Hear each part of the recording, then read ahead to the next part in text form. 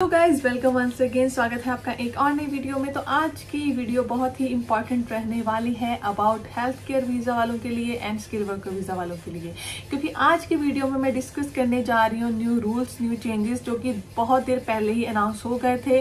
तो काफ़ी लोगों को इन रूल्स के बारे में फिर भी काफ़ी कन्फ्यूजन थी, क्योंकि उस टाइम यूके की गवर्नमेंट ने जो ओनली अनाउंसमेंट थी वो करी थी, उसके बारे में प्रॉपर रूल्स वगैरह नहीं बताए थे। पर अब यूके की गवर्नमेंट जो उनकी फाइनल स्टेटमेंट होती है एज लॉज वो पब्लिश कर दी है, वो आ चुकी है। तो उस स्टेटमेंट को हम रीड करेंगे एंड जो लोगों के डाउट है स्पेशली स्विचिंग को लेके, जो स्टूडेंट वीजा से स्विच होने वाले हैं हेल्थ केयर में विद डिपेंडेंट, क्या हो सकते हैं, नहीं हो सकते हैं, बच्चे साथ में आ सकते हैं, कौन नहीं आ सकता, तक आप आ सकते हो इस वीजा कैटेगरी पे with dependent and skill worker पे भी सारी बातें क्लियर हो जाएंगी। तो अगर आपका स्टिल कोई डाउट है डिपेंडेंट वीजा को लेके या फिर हेल्थ केयर वीजा को लेके, तो ये वीडियो वो डाउट्स को बिल्कुल क्लियर कर देंगी, क्योंकि इस वीडियो में मैं एग्जैक्टली जो स्टेटमेंट आई है वो आपको बताने वाली हूँ। तो watch this video till the end अगर आप इस टॉपिक के बारे में जानने में इंटरेस्टेड है। उससे पहले अगर आप मेरे चैनल को फर्स्ट टाइम विजिट कर रहे हो तो आप ये चैनल सब्सक्राइब कर सकते हो for more informative video specially about UK life, UK visas. अगर आप यूके में आ चुके हैं तब भी चैनल आपके लिए हेल्पफुल होगा, और अगर आप आने का प्लान कर रहे हैं देन इस चैनल पर डेफिनेटली आपको बहुत सारी ऐसी वीडियोस मिल जाएंगी जो किसी न किसी वे में आपकी हेल्प जरूर करेंगी। So do subscribe guys if you are. करते हैं बिना देरी से आज की वीडियो। तो बात करते हैं रूल्स की। 4 दिसंबर को ये जहां के होम सेक्रेटरी थे उन्होंने काफी रूल्स जो थे यहाँ पे अनाउंस करे थे कि हेल्थ केयर पे डिपेंडेंट बंद हो जाएंगे, उसके अलावा जो स्किल वर्कर की सैलरी वो इंक्रीज हो जाएगी।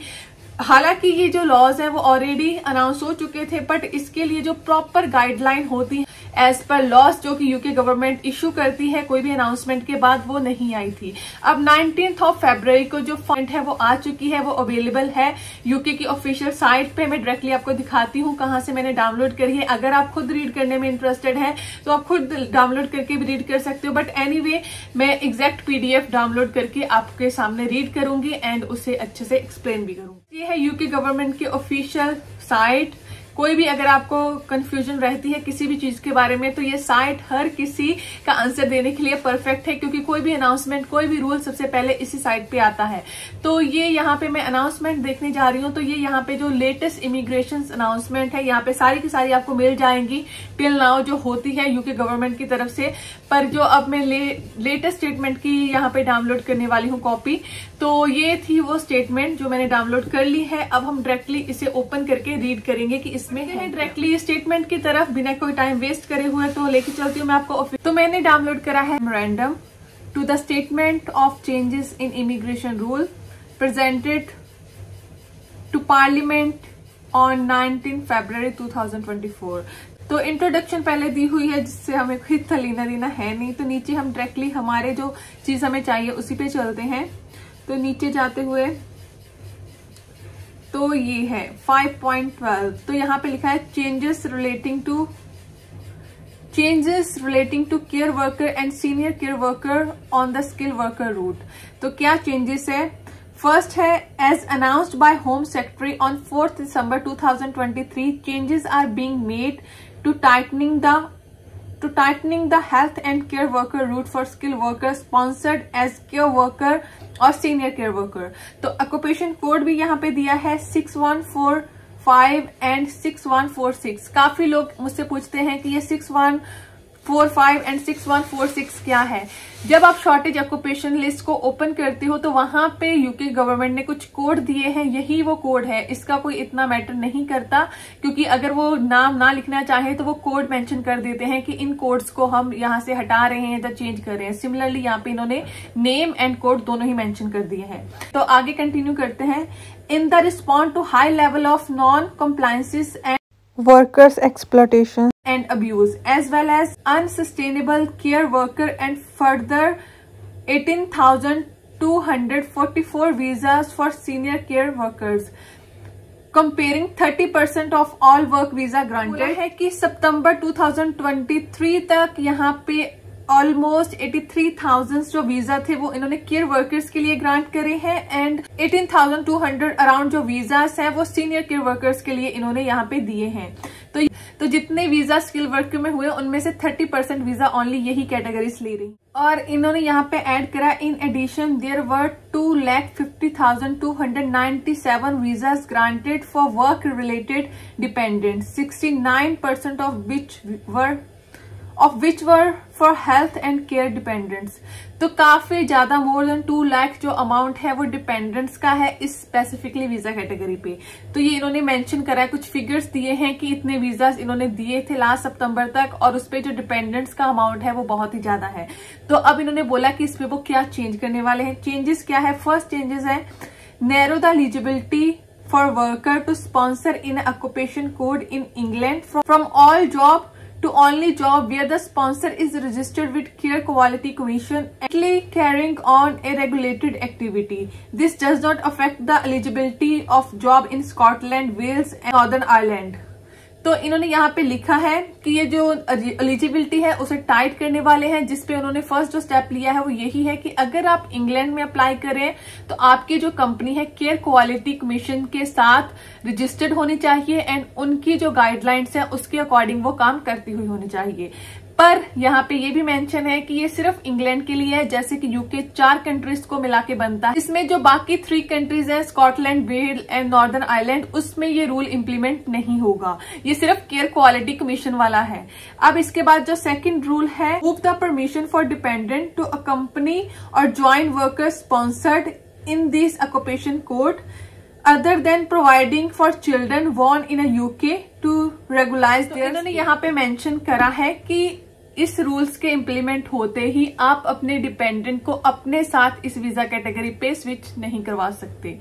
और अगर आपका कोई बच्चा है जो यहाँ पे पैदा होता है वो आपके साथ जो स्टे है वो कर सकता है इस वीजा कैटेगरी के साथ, पर आपके डिपेंडेंट नहीं जा सकते।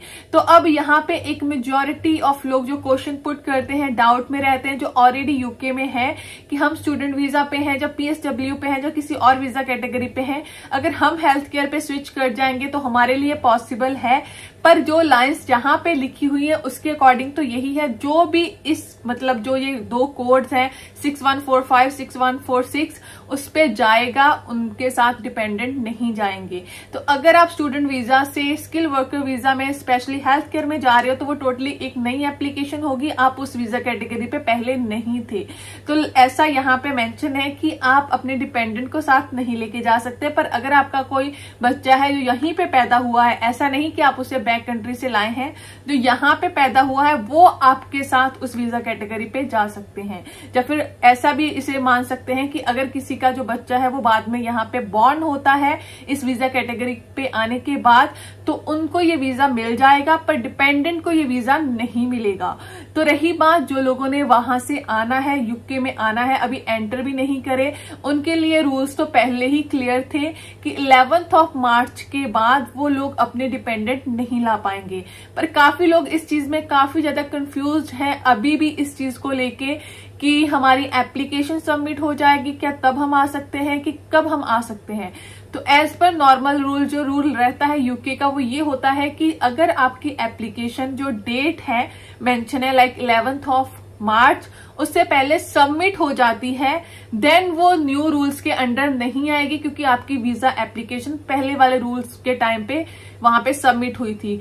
अब आपको अगर वो एप्लीकेशन सबमिट होने के बाद वीजा मिल जाता है, अगर एज ए सिंगल पर्सन भी आपको वो वीजा मिल जाता है, आप डिपेंडेंट के साथ में अप्लाई नहीं करते, तो उस केस में हो सकता है कि आप एलिजिबल हो यहाँ पे अपने डिपेंडेंट को लाने के लिए, क्योंकि आपकी एप्लीकेशन पहले सबमिट हुई थी।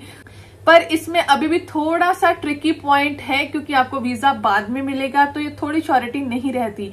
तो उससे ज्यादा बेटर ये है कि अगर आप साथ में ही अप्लाई कर दो 11 मार्च से पहले, देन श्योरिटी है कि आपको वीजा मिल जाएगा। अनटिल अनलेस आपकी रिफ्यूजल नहीं आती किसी और रीजन के कारण, वो एक अलग यहाँ पे सिनेरियो है। पर अगर आपको वीजा ग्रांट होगा देन आप दोनों ही साथ में ट्रेवल कर सकते हैं, क्योंकि काफी लोग ये भी बहुत क्वेश्चन पुट करते हैं कि अगर हमारा वीजा आ जाता है तो कोई हमें एयरपोर्ट पे तो नहीं रोक लेगा। अगर आपके पास वीजा है दोनों ही डिपेंडेंट का एंड मेन एप्लीकेंट का, देन आपको कोई नहीं रोकेगा। पर अगर आप डेट के बाद अप्लाई करोगे देन आप अप्लाई नहीं कर पाओगे। तो ये क्लियर है। यहाँ पे काफी लोग ये भी पूछते हैं अगर कॉस आ गया फिर तो कर देंगे ना। कॉस एक पेपर है या एक लेटर है जो वीजा अप्लाई करने के लिए इम्पोर्टेंट है। कॉस आने का मतलब ये नहीं है कि आपका वीजा मिल गया। जब तक आपकी वीजा की एप्लीकेशन सबमिट होके आपको पासपोर्ट पे वीजा नहीं मिलता तब तक कुछ भी श्योर नहीं है। कॉस आ जाना इसलिए अच्छा है कि अगर आपका कॉर्स 11 मार्च से पहले आ जाता है तो आप अपनी एप्लीकेशन एम्बेसी से आप अपनी जो एप्लीकेशन है एम्बेसी में 11 मार्च से पहले सबमिट कर सकते हैं। होपफुली जिन लोगों का इस चीज के बारे में स्पेसिफिक डाउट था वो मैंने क्लियर कर दिया होगा। मैंने पहले भी बहुत बार अच्छी चीजें मेंशन करी है, बट स्टिल लोग सेम क्वेश्चन पुट करते हैं। आई नो जो लोग आने वाले होते हैं वो काफी नर्वस होते हैं अपने सिचुएशन को लेके, इसलिए मैंने एक बार फिर से इस चीज के बारे में क्लैरिटी दी है स्टेटमेंट की तरफ। तो स्टेटमेंट में इसके बाद मेंशन है स्किल वर्कर वीजा पे, तो यहाँ पे मेंशन है कि traditional agreement are being applied for skilled worker who have applied on the route and are the sponsored in occupations before the change come force. The arrangement allow them to apply, extend their permission with the same sponsor, settled with the CQC regulation requirement apply to them. They are allow such individual to accompanied to join by dependents, including in the case where they change job or another sponsor who meets CQC regulation requirement. तो यहाँ पे इन्होंने second जो इसका last paragraph है उसमें यही mention करा है कि जो लोग ऑलरेडी इस वीजा कैटेगरी पे हैं, जिनको ये हेल्थ केयर का वीजा मिल चुका है इन 2 कोड्स के अंडर, उनपे कोई भी जो रूल है वो इम्प्लीमेंट नहीं होगा नए वाला। वो यहाँ पे आके अपना वीजा भी चेंज कर सकते हैं। अगर आपने अपना जो वीजा चेंज करना है तो आपका डिपेंडेंट साथ में मूव कर जाएगा। एंड काफी लोग ये भी पूछते हैं कि हमने जॉब चेंज करनी है, तो आप जॉब भी चेंज कर सकते हो, उस पर कोई प्रॉब्लम नहीं आएगी। और रही बात एक्सटेंशन की, जिसके बारे में लोग बहुत वरीड होते हैं, तो आफ्टर 3 ईयर जितनी भी देर का आपका वीजा है उसके बाद आपको एक्सटेंशन भी मिल जाएगी एंड आपका डिपेंडेंट भी साथ में ही मूव करेगा आपके। तो अगर आप यहाँ पे ऑलरेडी इस वीजा कैटेगरी पे हैं, आपका डिपेंडेंट आपके साथ है, देन आप टोटली सेफ हैं। अगर आप इस वीजा कैटेगरी पे अकेले भी हैं तब भी आप अपने डिपेंडेंट को यहाँ पे बुला सकते हैं, क्योंकि आप इस वीजा कैटेगरी पे पहले से थे, रूल आने के बाद के नहीं है। तो ये कुछ ऐसे डाउट्स थे जो स्पेशली उन लोगों के रहते हैं जो इस वीजा कैटेगरी पे ऑलरेडी हैं। जो हेल्थ केयर पे ऑलरेडी हैं उन पे ये रूल इंप्लीमेंट नहीं होंगे। आप स्पॉन्सर भी चेंज कर सकते हो, जॉब भी चेंज कर सकते हो, वीजा एक्सटेंड भी कर सकते हो एंड आपका डिपेंडेंट पे इसका कोई भी इफेक्ट नहीं पड़ेगा। तो इसके अलावा कुछ और चेंजेस के बारे में बात करी गई है जो कि हमारे रिलेटेड नहीं है, कुछ यूथ मोबिलिटी के हैं या कुछ अदर्स हैं। तो इसमें जो मेन जो थी बात वो ओनली 2-3 पॉइंट ही थे जिसमें उन्होंने क्लियर कर दिया है। जो मेनली क्लियर तो यही करा है कि आपका बच्चा साथ में जा सकता है पर आपके डिपेंडेंट साथ में नहीं जा सकते। ये बहुत बड़ा पॉइंट था, बहुत लोग इस चीज को लेकर कंफ्यूज थे, स्पेशली जो ऑलरेडी यहाँ पे है, क्योंकि काफी लोगों काफी देर से ये बातें चल रही थी कि जो ऑलरेडी स्टूडेंट वीजा पे हैं या किसी और वीजा कैटेगरी पे हैं उन्हें तो वीजा मिल जाएगा, उन पे ऐसा कोई इश्यू नहीं आएगा। तो यूके गवर्नमेंट ने ये टोटली क्लियर कर दिया है, सिर्फ उनको ही अलाउ है जो ऑलरेडी स्पेसिफिकली इस वीजा कैटेगरी पे हैं। जो बाकी वीजा कैटेगरीज पे यहाँ पे ये इस वीजा पे स्विच होने का सोच रहे हैं उन पे स्टिल नए रूल ही इंप्लीमेंट होंगे। तो गाइस ये थी ऑफिशियल स्टेटमेंट। होपफुली काफी लोगों के डाउट क्लियर हो गए होंगे। अगर स्टिल आपका कोई डाउट है तो नीचे कमेंट सेक्शन में मेंशन कर देना ताकि मैं आपको आंसर दे पाऊं। अगर आपको डायरेक्टली आंसर नहीं मिलता, हो सकता है कि आपका आंसर जो नेक्स्ट वीडियोस में हो, या फिर आप इंस्टाग्राम पे भी मुझे मैसेज कर सकते हो। प्लीज मैसेज करना, कॉल मत करना। अगर मैं लोगों के मैसेज रिसीव कर लेती हूँ उसके बाद लोग मुझे कॉल करने लग जाते हैं एंड यहाँ पे टाइम का भी चेंज होता है। सम टाइम कॉल्स तो इतनी अर्ली मॉर्निंग आती हैं कि आपको ऐसा लगता है कि आपने ये मैसेज एक्सेप्ट ही क्यों करा। तो मैं आपकी हेल्प करना चाहती हूँ पर ऐसा ना हो कि आप मुझे डिस्टर्ब करो। इसके अलावा आप मुझे फॉलो कर सकते हो ऑन इंस्टाग्राम, आप मेरा फेसबुक का ग्रुप भी ज्वाइन कर सकते हो, पेज भी लाइक कर सकते हो। इन सारी चीजों का जो लिंक है नीचे डिस्क्रिप्शन में आपको मिल जाएगा। तो मिलते हैं नेक्स्ट वीडियो में। Till then keep subscribing, keep supporting guys, bye.